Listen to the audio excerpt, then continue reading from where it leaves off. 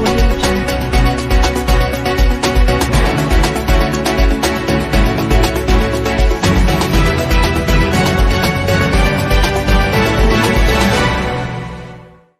आरोही photography एक यादगार पल। आरोही फोटोग्राफी हमारे यहाँ शादी विवाह में अच्छी फोटोग्राफी की जाती है। जन्मदिन एवं सभी शुभ अवसरों के लिए संपर्क नौशीन सिद्दीकी व डॉक्टर रामचेत चौधरी ने बढ़ाया गोरखपुर का मान। मियां साहब इमामबाड़ा ईस्टेट के सज्जादानशीन व सुन्नी सेंट्रल वक्फ बोर्ड के सदस्य सैयद अदनान फारूक शाह मियां साहब ने यूपीएससी 2023 की परीक्षा में पूरे देश में 9वां स्थान प्राप्त करने वाली गोरखपुर की रहने वाली नौशीन सिद्दीकी व काला नमक चावल के लिए प्रसिद्ध तथा पद्मश्री प्राप्त एवं विश्व की अनेक देशों में कार्य कर चुके डॉक्टर रामचेत चौधरी दोनों लोगों को मियां साहब ने अपने आवास पर अंग वस्त्र भेंट करके माला पहना करके स्मृति चिन्ह देकर के सम्मानित किया।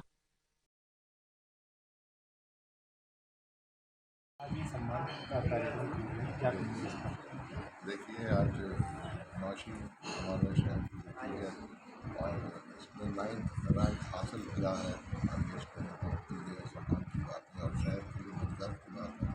वैसे ही हमारे डॉक्टर चौधरी साहब जिनके लिए जिनकी तारीफ मैं क्या कहूँ इनके बारे में, आप की जो स्टोरी है वो खुद जो है, और मैं खुद इतना गर्व महसूस कर रहा हूँ कि आज मेरे हाथों में सम्मान किया जा रहा है। मेरे लिए बहुत बड़ा सम्मान की बात है कि आज डॉक्टर साहब ऐसे शख्स की जो दुनिया की मतलब कोई भी ऐसा मुल्क नहीं है जहाँ पे ये रहे नहीं है, जहाँ पे उन्होंने काम नहीं किया, पद्मश्री से नवाजा गया।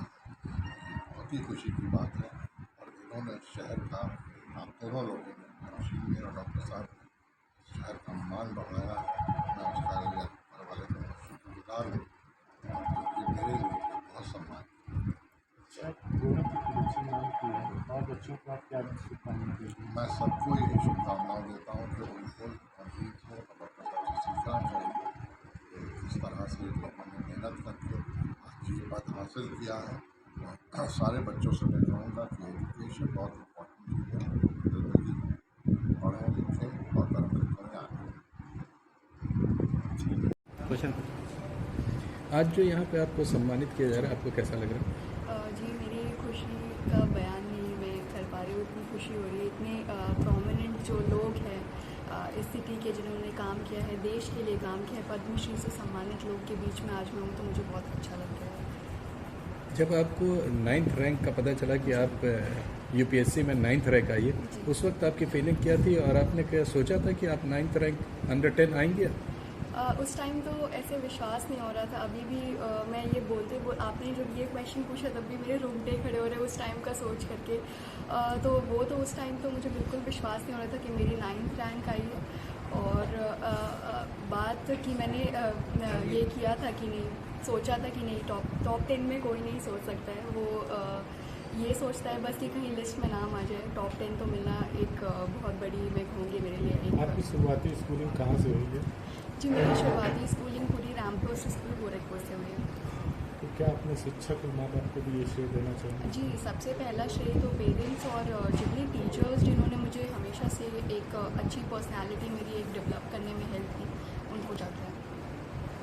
आपने जामिया से तैयारी की और शायद ये 4th अटैम्प्ट आपका था जिसमें आप सक्सेस हुई। पहला 3 अटैम्प्ट जहाँ पर नाकामयाब हुए, तो क्या ये फीलिंग नहीं आई कि हम नहीं अटैम्प्ट कर पा रहे हैं और नहीं पास आउट हुआ तो उसको छोड़ दिया जाए, दूसरे फील्ड में जाए? जी, जब मैंने ये 4th अटैम्प्ट अपना शुरू ही किया था और मैंने जो इस तरीके से तैयारी की इस अटैम्प्ट में, तो मुझे ये लग गया था कि मैंने अभी तक 100% अपना नहीं दिया है पहले 3 अटैम्प्ट्स में। तो कभी ये नहीं लगा कि मेरा 100% दे करके भी नहीं हो रहा है। मैंने सोचा कि एक अटैम्प्ट में मैं ये अटैम्प्ट जो मेरा था उसमें मैं अपना 100% दूँगी, और फिर नहीं होता है तो मैं अपने प्लान बी जो कि स्टेट पीसीएस एग्जाम्स है उस पर काम करती हूँ। तो एक बार थोड़ा नीचे करवाइए, क्या कहेंगे? बड़ा खुशी का मौका है और खुशी इतनी कि सीलिंग तक उछलने का जी कहता है, तो और क्या बोलेंगे। तो जो कुछ हुआ और जो कुछ हो रहा है, जो कुछ आगे होना है, ये बहुत अच्छी बात है। और हम तो ये कहना चाहेंगे कि हमें जो पद्मश्री का सम्मान मिला, तो कभी सम्मान के लिए काम नहीं किया कि हमको पद्मश्री मिलना है इसलिए काम करो, ठीक है। काम किया गया कि यहाँ के लोगों की क्या समस्या है, कौन सी चीज़ यहाँ ख़राब हो रही है और उसको किस तरह से हम बचा सकते हैं। तो हम अगर बड़ी विशिष्ट बात करें तो काला नमक धान इस इलाके का 3000 सालों का इतिहास है। इसी इलाके में होता था, लेकिन ये ख़त्म हो रहा था। 50,000 हेक्टेयर में इसकी खेती होती थी भगवान बुद्ध के समय से, लेकिन जब से नई नई प्रजातियाँ आई बोने वाली तो ये ख़त्म होने लग गया और ऐसा लगा कि विलुप्त हो जाएगा। बाज़ार में अगर आप 1 किलो भी चावल ढूंढो तो नहीं मिलता था काला नमक का।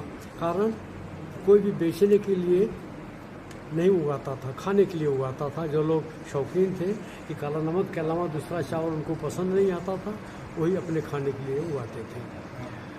कब तक वो उनका शौक़ रहता तभी तक काला नमक था, नहीं तो ख़त्म हो जाता। तो इस टाइम में हम संयुक्त राष्ट्र संघ से सेवानिवृत्त होकर लौटे, बल्कि हम तो सेवानिवृत्त भी अपने आप को नहीं कहते, हमें कहते हैं आज़ाद हो गए। आपको सेवानिवृत्त कहने से चिढ़ क्यों है? क्या कारण है? जी नहीं, इसे रिटायरमेंट का जो शब्द है ना कि ठीक है 62 साल में आपको रिटायर होना है, कहीं 65 साल में रिटायर होना है, तो रिटायरमेंट शब्द इतना तगड़ा होता है कि आपके दिमाग पर, दिलो दिमाग पर असर डालता है।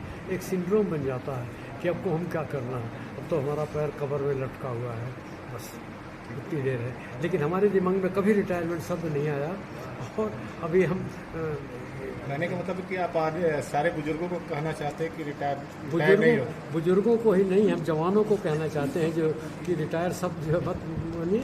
और अभी हम 82 के हैं, लोग हमारी उम्र पूछते हैं तो मैं कहता हूँ मैं 25 प्लस का हूँ क्योंकि एनर्जी अभी 25 वाले की है। अभी भी 12 घंटे काम करता हूँ। डॉक्टर साहब 12 घंटे। डॉक्टर साहब ये पद्मश्री किसको डेडिकेट करते हैं? पद्मश्री हम तो यहाँ के किसान, काला नमक के जो मुरीद हैं